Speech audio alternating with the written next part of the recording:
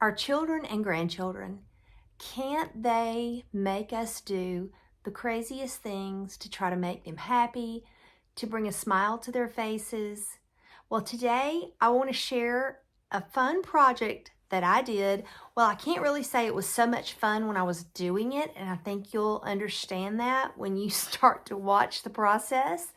But I undertook a restoration of a toy that my husband had purchased for me probably about 5 years ago. We were sitting at the most charming little cafe in a neighboring town, and there was a shelf sitting behind me, and this cafe also sold antiques and oil paintings and things like that. The shelf behind me had the most precious little child stove, probably from around the 20s or the 30s, and I just swooned when I saw it because I thought, oh my word, I could have so much fun decorating with that, putting it in the kitchen and decorating it for the seasons. And so my husband said, get it. Well, it was a little rusty crusty at the time, but I saw the potential and I really didn't mind the rusty crusty. I thought it added character. But skip forward 5 years, now I have a precious little granddaughter who I know would love to play with this little toy stove and all the little food things I've collected over the years. But it was too rusty crusty for those precious little hands to play around and possibly get injured. Besides the fact that when I decided that I was going to restore the little stove, I sat it outside next to my husband's shop, and I just cannot believe how much this little thing degraded over time. When I finally got the inspiration to go ahead and begin the restoration process, I walked out to the shop and I could not believe the condition of this little stove. But the eternal optimist, I thought, oh, it'll be great. It'll be fine. I can do it. No problem. Well, it took almost an entire day just to strip this thing. So let's get into it. I'm going to show you the process. A quick and sad interruption here, friends. iMovie crashed while I was editing this video, taking with it several of my long videos of me sanding, scraping, and stripping this little stove. I can't even tell you how sad and frustrated I am because it was so much hard work, and the fact that the video is just forever gone and I can do nothing about it is more than upsetting. But I'm just going to show you what it looked like before and what it looked like after, and I do get to show you the spray painting. I'm so sorry, my friends. And the reason that this is important right now is because it's on the fall home tour that I'm about to film. And I wanted you to know the story behind it before you just saw it on the tour. And at the end, I'm going to show you how I decorated it for fall, and I'm going to read a little poem that I've written for you all. So stay to the end. I think you'll enjoy it. Here is when I was about to get started on the stove using my husband's Milwaukee drill with a wire brush attachment. I had 2 handheld wire brushes, a large and a small, a flathead screwdriver for getting into those nooks and crannies that were a little bit stubborn, and most importantly, safety glasses, because paint flecks were going everywhere. You have to wear safety glasses for a job like this. By the way, I'm Sharon, and this is Southern Bella Home. My husband and I live in a 1900 farmhouse that we've lovingly tried to bring back to what it might possibly have looked like when it was built. And I share recipes, easy DIYs, and home decorating, and a little bit of gardening and homesteading along the way. So if you're not a subscriber, I would really appreciate it if you would subscribe, like, share, all those things so that I can try to grow my channel. And when you click like, when you comment, when you share, it forces YouTube algorithm to advance my videos, which helps me and will help you to see more content from me. All right, let's get to the video. Well, since I can't show you video of me actually scraping and sanding and all of those things on that hot, humid day, I'll just talk to you about how I got started and some of the difficulties that I had. Honestly, one of the hardest things about this project was holding the little stove still. The vibration of the drill with the wire brush wanted to make it shake. I had it on an iron table out on our courtyard. It was just the shadiest spot at the time, and believe me, it was so hot that day, I needed the shade. So I had a hard time holding it still. This is the only footage that I have of me actually getting to show you how I got started with the wire brush. The rest of the brushing videos got deleted, so I'm thankful just to have this one little bit. But as I get started here, you can see it's a slow go. And first, it's like the layer of rust was knocked off. Then I got down to the paint, and then below the paint, the metal. It was really a trial and error process. Sometimes I would just put the drill down and start with the iron brush to try to loosen things up a bit. I had to just slowly figure out which was going to work more, the wire brushing or the drill. In certain places, certain sides reacted better to me hand brushing it. Certain sides reacted better to the wire brush. But either way, I just kept plodding along. It took a lot of time and a lot of patience and a lot of water breaks.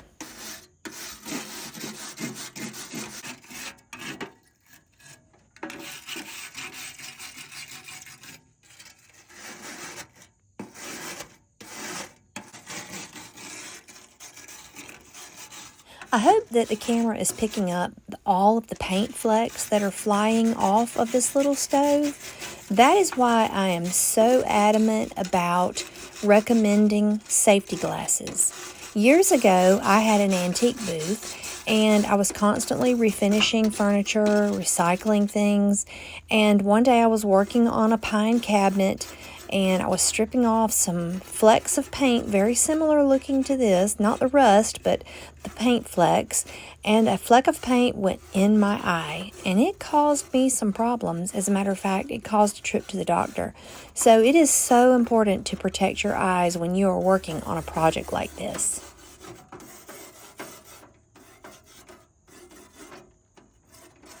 I used this tiny little wire brush around the handles of the oven doors and the edges of the oven doors, and I used a flathead screwdriver to go along the grooves in the metal. Both of these were really helpful. As I was working on this little rusty stove, I couldn't help but think about how this kind of relates to life, my life, the life of people that I know, how we can sometimes feel like we are beyond hope. We can feel as though there's just been so much hardship and weathering by life's concerns, by hardships that we've gone through, by difficult situations, difficult relationships, maybe health issues, whatever the case may be. Sometimes we can feel like we're like this little crusty stove, that we're just past our heyday, we've seen our better days in life, and there's just no hope for beauty again. But you know, I'm a woman of faith, and I have hope. I have hope to know that my Lord will always restore, and He will always bring hope. And so, let this little stove be a reminder to you that we are never beyond hope. There's always the possibility for future beauty and the restoration from the decay and ugliness that years of hardship may have brought us. I hope that's an encouragement to you today. I hope that you can possibly relate that to circumstances in your life, maybe something that is bringing you down or discouraging you. You just remember this little stove and you just think to yourself, man, if that little thing can be restored and brought back to beauty, then you know what? There's hope. There's hope for other situations in life. Even though in this picture it still looks terrible, I promise you, the Milwaukee drill with the wire attachment made all the difference. Once I figured out how to use it, the best way to go back and forth and work in small sections, it really, really helped me. And I took it all the way down to the metal. It took all afternoon, but that's okay. We got it done. And here you see it all down to the metal. Perfect and ready for the spray paint coating. Now, I will tell you, I did sustain a little injury.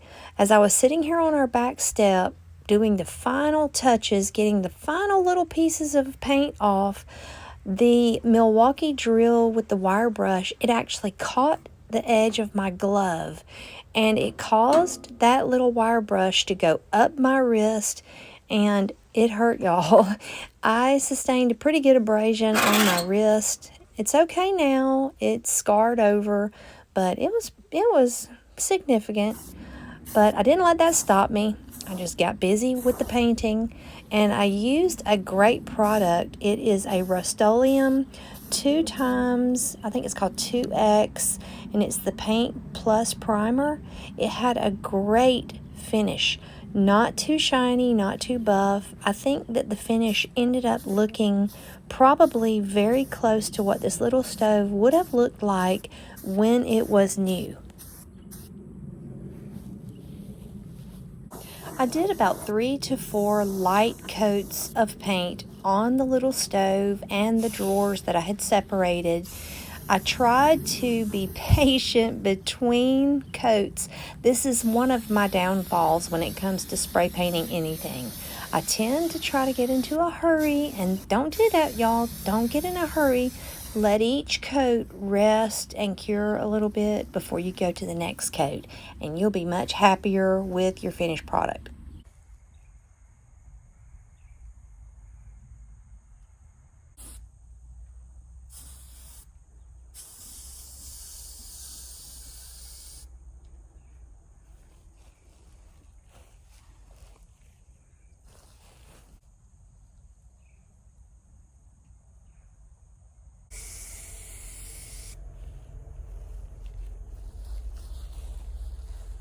And here it is, all painted, at least the white part. You see I had the little drawer sitting on a plate over on the grass, and I think it turned out really, really well. I love the coverage that this paint gave. I'm so thankful that I took the time to take it all the way down to the metal, because you see what a smooth finish the little stove has now, which just tickles me pink, y'all. In order to put the red on the handles like the original stove, I just used red Sharpie markers and permanent markers and went very carefully around the handles. Now, I will tell you, I did get a couple of minute, teensy-weensy little marks on the white part, and all I did was take a Q-tip with fingernail polish remover and very carefully remove the mistake. And it worked pretty well. Now, one of the places I did go back over it, I took some of the spray paint and sprayed it onto a Q-tip and just dotted it over the area where I made the mistake. But all in all, I would say that it was really relatively easy. The other thing that I did while finishing the stove was to restore the little clock face that was at the top of the stove.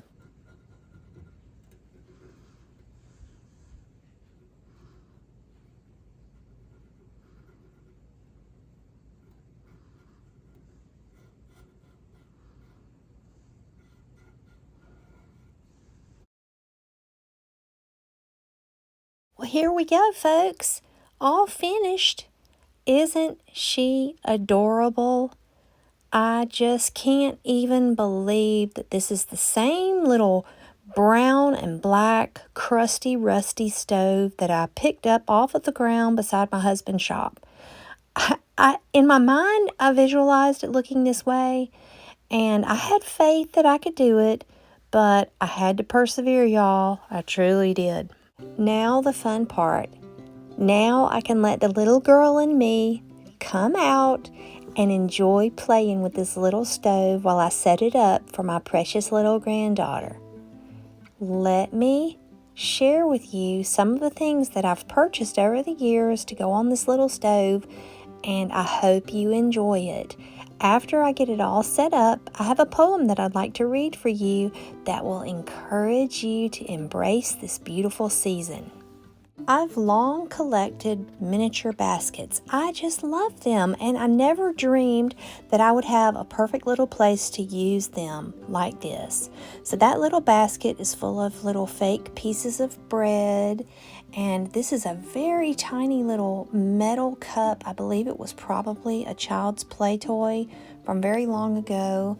A little pottery tub full of hen eggs, or quail eggs they might be considered because they're so tiny.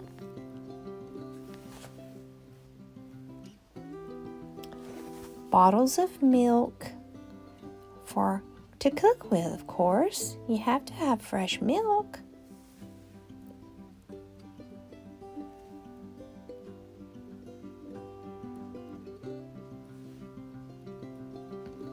A beautiful ironstone bowl and a stirring spoon for all of those wonderful batters we're going to mix up.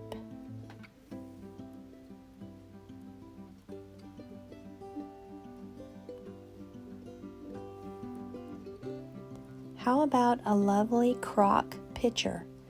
You know, we're either going to have some sweet tea, some lemonade, or some fresh milk in that crock.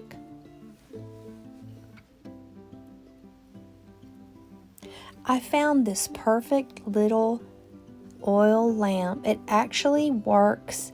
It has a reservoir for the oil, and it actually has a wick. I just thought it was perfect to sit up on the stove. You know, a stove light from long ago.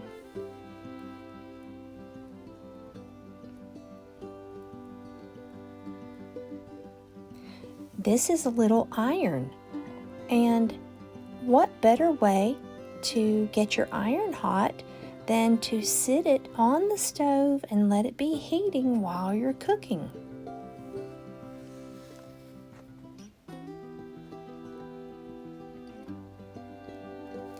And everyone needs an apple pie with a lattice crust in their oven, right?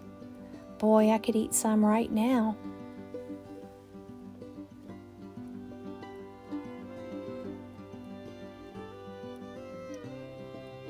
Extra pots and pans. They will go in the extra drawer here.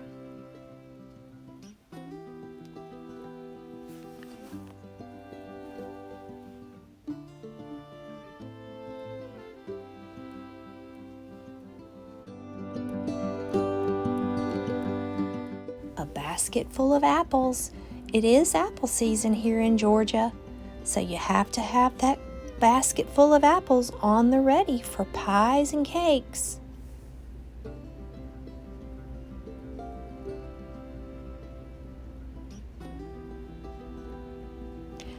A tub full of pumpkins, fresh from the garden. Oh my, will that be enough? I'm not sure if that will be enough.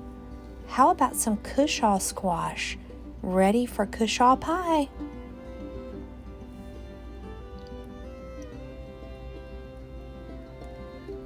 More eggs, fresh from the hen house. For all those pies and cakes, of course.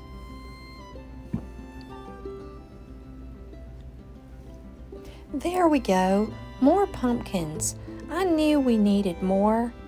And now we have 2 full containers of pumpkins. Surely that will be enough for fall and to see us through Christmas and Thanksgiving. A little bucket of pine cones for fire starting. Perfect.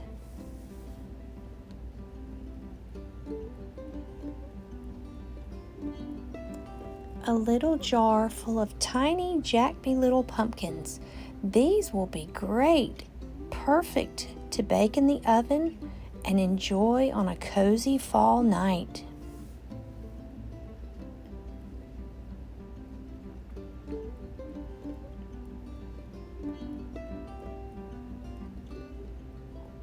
A milk can, fresh milk from the barn. We know we have to have lots of milk for all of the wonderful things we're going to cook on our little stove. And as I said, I've always collected miniature baskets, and here are more baskets ready for fall produce.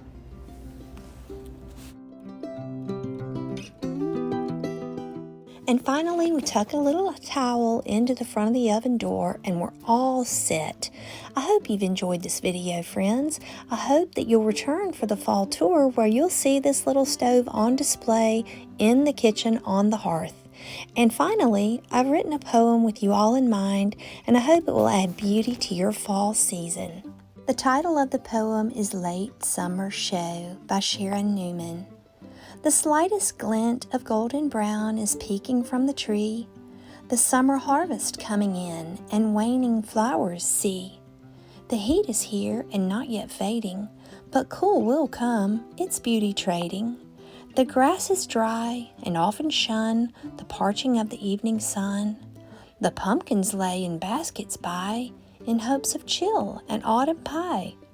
The larder full and jars are brimming. Now school begins with halt to swimming. Soon days will cool and leaves will fall. The joy and sadness of it all. One season comes, another goes, the fodder for a year of prose. So welcome we, the end and start, both precious ponder in our heart.